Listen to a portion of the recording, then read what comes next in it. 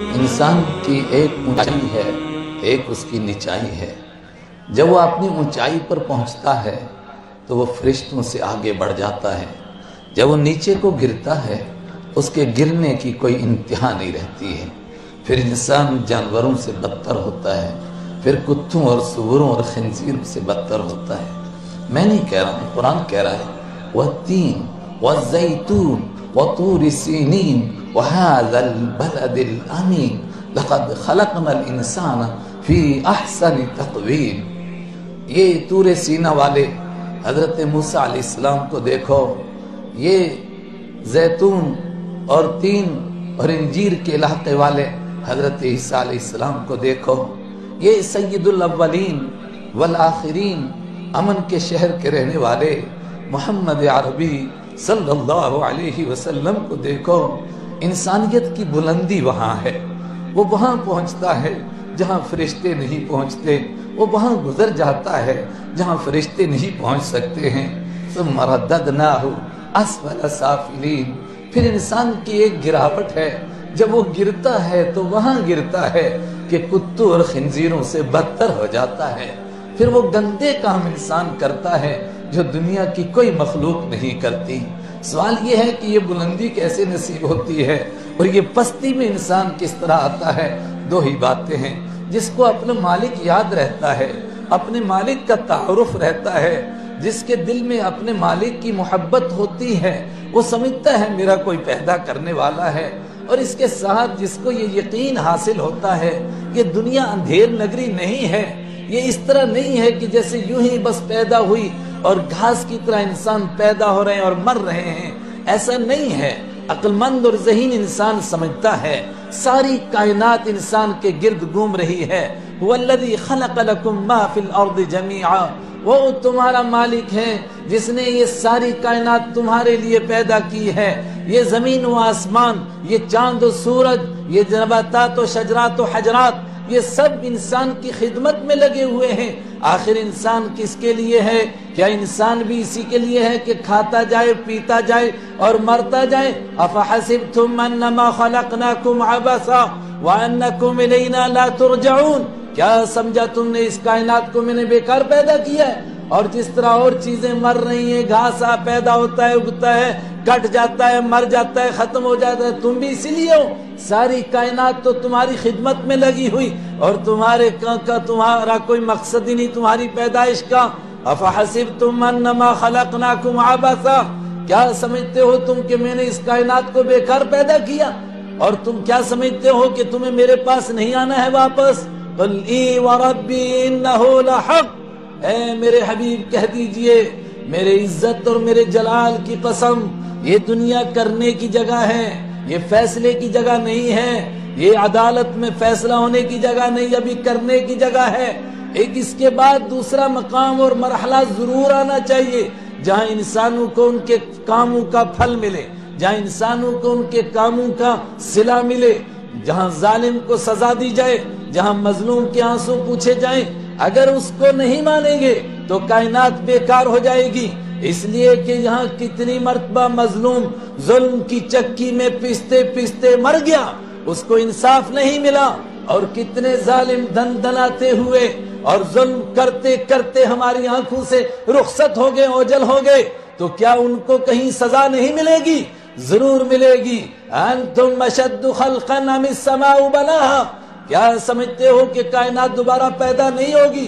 ہم اس پر یقین رکھتے ہیں اور اس کو دوبارہ دہرائیں، اور یہ قرآن کا مضمون ہے جس کو بار بار قرآن بیان کر رہا ہے۔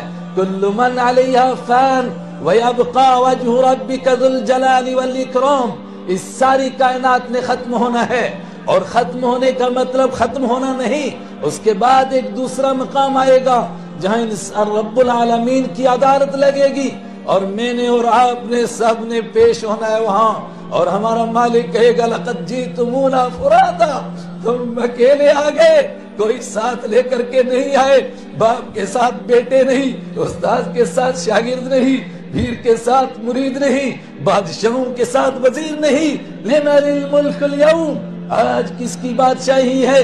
للہ الواحد القہار، ایک رب العالمین کی، ایک مالک الملک کی بادشاہی ہے، اور پھر میرا اور آپ کی زندگی کا ریکارڈ پیش ہوگا، اور ہم سے کہا جائے گا اقرا کتابک کفا بنفسک الیوم علیک حسیبا، یہ تیری زندگی کا ریکارڈ ہے، اس کو پڑھ اور خود فیصلہ کر تجھے کیا کرنا ہے۔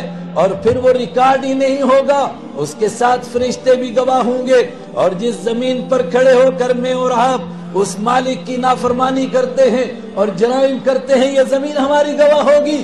اور نہیں اتنا ہی، اس کے آگے ایک اور کام ہوگا، ہمارے جسم کا ہر انگ بولے گا، ہماری جسم کی کھال بولے گی، اور کھال کا ایک ایک بال بولے گا، وہ اس مالک کی عدالت لگے گی، اور اس کے بعد پھر ہمارے لیے فیصلہ ہوگا، ھذا یوم الفصل جمعناکم والاولین، یہ ججمنٹ کا دن ہے، یہ فیصلے کا دن ہے، ہم نے تم کو، اگلوں کو، پچھلوں کو اس کے لیے جمع کیا ہے۔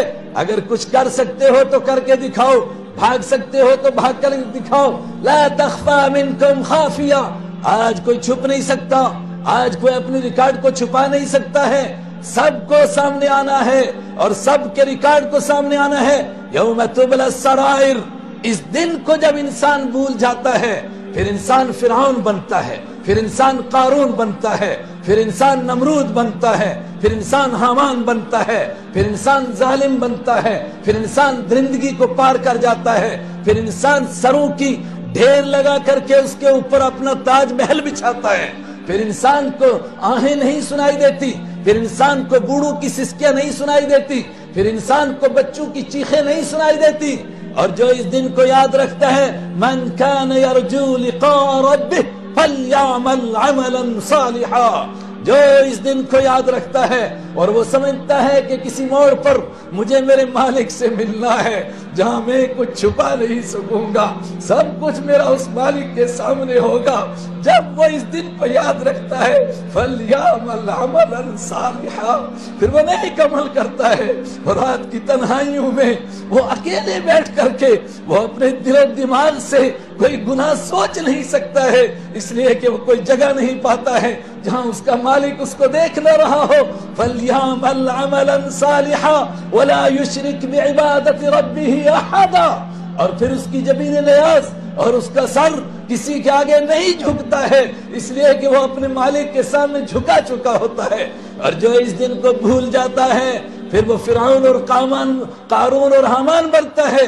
میرا اور آپ کا مالک ہم سب کو یاد دلاتا ہے، کل نفس ذائقۃ الموت وانما توفون اجورکم یوم القیامہ فمن زحزح عن النار وادخل الجنہ فقد فاز۔